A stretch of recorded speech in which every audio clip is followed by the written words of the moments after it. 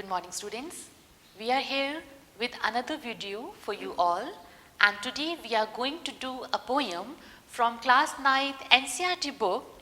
The name of the poem is On Killing a Tree. This is a very interesting poem written by Gieve Patel. In this poem, the poet highlights about killing a tree.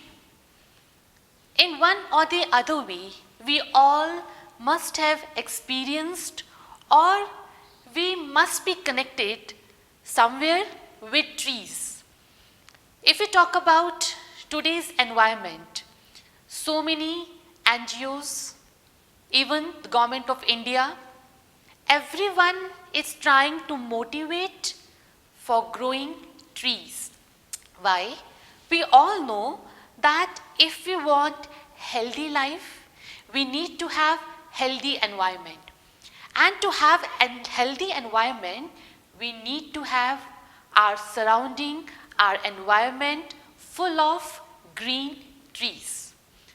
But if we talk about this poem on killing a tree, think for a while and just notice that is it very simple to kill a tree? As the title suggests, on killing a tree. So somewhere in this poem, the poet is highlighting a tree and also the way how to kill a tree or what happens. So we'll start with the poem. First of all, we are going to read this poem, and we must have observed people cutting down trees. But here in this poem, the poet is highlighting that it is very easy to kill a tree or not. So here we'll start with the poem. It takes much time to kill a tree. Not a simple jab of the knife will do it. It has grown slowly, consuming the earth, rising out of it, feeding upon its crust, absorbing years of sunlight, air, water, and out of its leprous hide, sprouting leaves. So the very first stanza of this poem is talking about how much time is required to kill a tree, or a simple jab can kill a tree. Now here this word jab, we need to know what is the meaning of this word jab. Jab means sudden rough blow. As you can see in this image, a person holding an axe, and can a simple jab, a sudden blow can kill a tree? According to the poet, he says it takes much time to kill a tree. Not a simple jab of the knife will do it. So this shows that with a simple blow, this tree can't be killed. It has grown slowly, consuming the earth. Now what do you mean by this sentence, consuming the earth? Consuming means absorbing. Absorbing what? Absorbing something from the earth, that means absorbing nutrients from the ground, and then not just nutrients, even here he mentions absorbing years of sunlight, air, water, and out of its leprous hide. Now another word, leprous. Leprous means discolored. Sprouting leaves, sprouting, blooming. Now what is coming out of it? Leaves are coming. So a tree consumes, absorbs nutrients from the earth, not just nutrients, sunlight, air, water, from so many years, and then a tree grows. So just to kill a tree with a sudden blow is not possible. Let us understand what the poet says further. So hack and chop, but this alone won't do it. Not so much pain will do it. The bleeding bark will heal, and from close to the ground will rise curled green twigs, miniature walls, which if unchecked will expand again to former size. Now in this second stanza, the poet is again talking about chopping and cutting of a tree. This word, so hack and chop, hack means cut roughly. Now this won't work, just chopping and cutting, no. Cutting roughly, a tree can't be destroyed. The bleeding bark will heal. Now see, here the poet uses metaphor, a comparison. See, bleeding bark. Now generally, what bleeds? Living things bleeds. Human beings, they bleed when they have some injury. In a way, the poet is using personification, and that is why the poet takes a tree like a human being. That is why he mentions bleeding bark will heal, from close to the ground rise curled green twigs. Now what happens? With this blow or just chopping and cutting, a tree can't be destroyed. Again, the tree will grow and will have new twigs, new leaves coming out from the tree. This shows to kill a tree, just a sudden blow or just cutting and chopping will not destroy a tree, which if unchecked will expand again to form a size. Then what will happen? Once destroyed, once the tree is chopped, but with the passage of time, the tree is going to grow again. So this is not the right method to kill a tree, according to the poet. No, the root is to be pulled out of the anchoring earth. It is to be roped tight and pulled out, snapped out, or pulled out entirely from the earth cave, and the strength of the tree exposed, the source white and wet, the most sensitive hidden for years inside the earth. Now here we have this word anchoring earth. Now this word anchoring earth means trees are held tightly with the help of the roots in the earth. Now word snapped. Snapped also means chopped. Then we have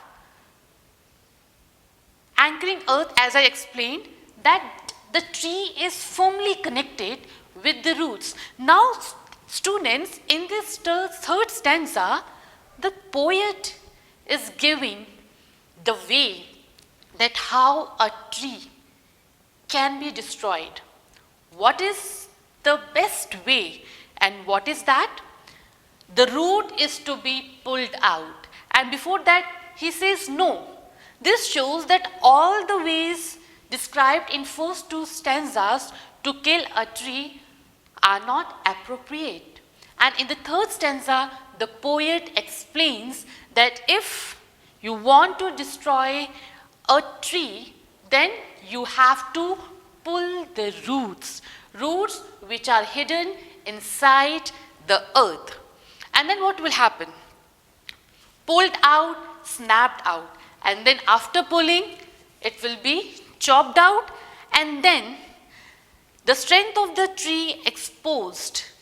This shows where the strength of a tree lies. Obviously, the strength of the tree lies within the roots. And once the roots are uprooted, then the tree will be chopped out, and eventually the tree will be destroyed. And then the source, the white and wet, the most sensitive hidden for years inside the earth. Now this white and wet refers that when a tree is destroyed, like human beings, when they bleed, we have red blood. But when a tree is cut or chopped, then we have white pigment coming out of it, the way we have blood in our bodies. And from years, the tree which was connected with the earth, but by uprooting, what happened? The tree will be destroyed. So, tree can be destroyed just by pulling the roots. And roots means the foundation.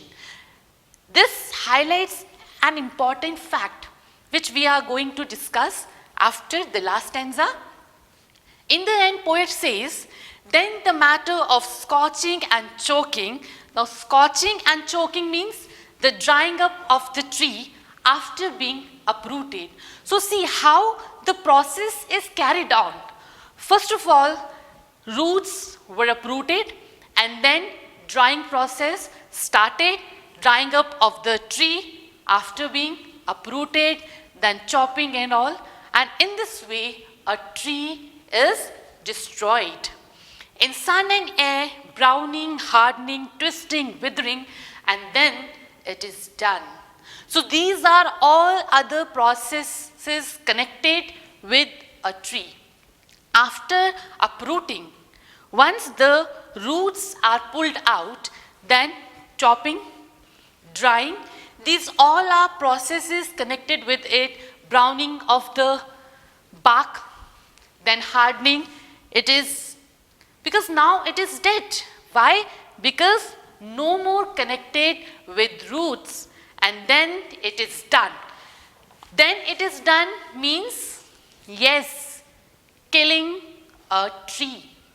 That is why on killing a tree, the poet mentions that how a tree can be destroyed or killed, not just by chopping, not just by a sudden blow or jab, need to uproot, then the process of killing a tree can be done. Now this is all about this poem on killing a tree. But students, what is highlighted? What is the lesson given by this poet? If we talk about just the surface level, which I told you, I explained about the poem, what all are described in the poem.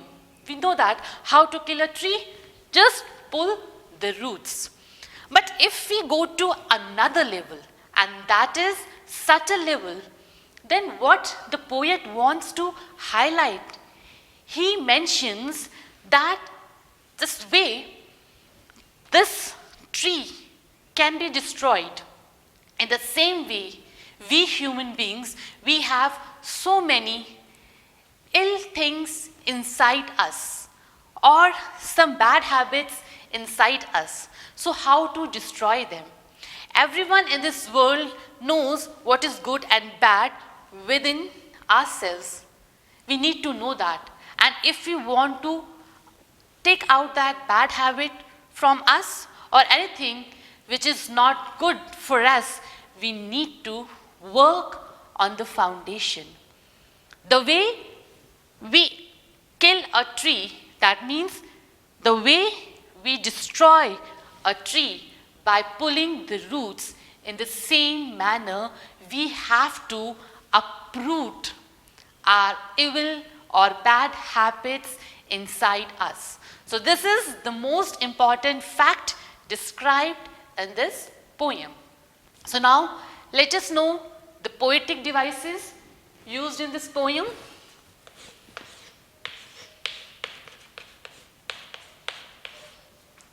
Poetic devices, as in every video I am explaining, means these are literary devices used by the poet to beautify his poem. And here, first of all, what we have? Personification.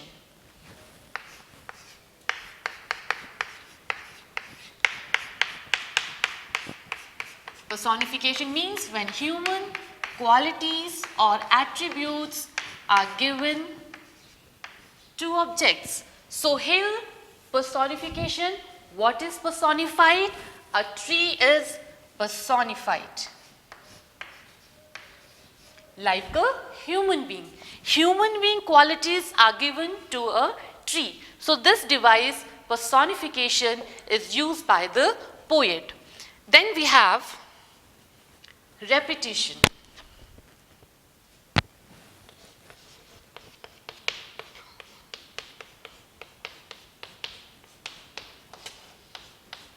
So now if you will see the poem, there are few words and even few sounds which are repeated in the poem, and that is why this repetition device is used. Like in stanza 3 we have the root is to be pulled out, then again and pulled out, again pulled, then or pulled out entirely. Then we have this vowel white and wet. So we have this W repeated in white and wet. Then if we'll see the second stanza, we have bleeding bark. So we can write down so that it is easy for you to remember. Bleeding bark. B is repeated. So these are devices used by the poet. Alliteration is there. When repetition is there, then we have this repetition device, and when vowel sound is repeated, so we have another device. The poet uses such devices. Why? So that the poem is more easy to understand, and not just to understand, is more impressive. And the most important thing, the poem is written in free verse. So this is all about this poem on killing a tree. We need to remember all such devices, and then the main objective of the poem, the main theme of the poem, it is no doubt on killing a tree, but one thing we have to remember, that we need to work upon ourselves. Work, why? Everybody wants a change in the society, but change is possible only and only when we are going to do self-analysis. And what is that? When you have to focus on yourselves. And that is what explained in this poem on killing a tree. Thank you so much. Have a good day.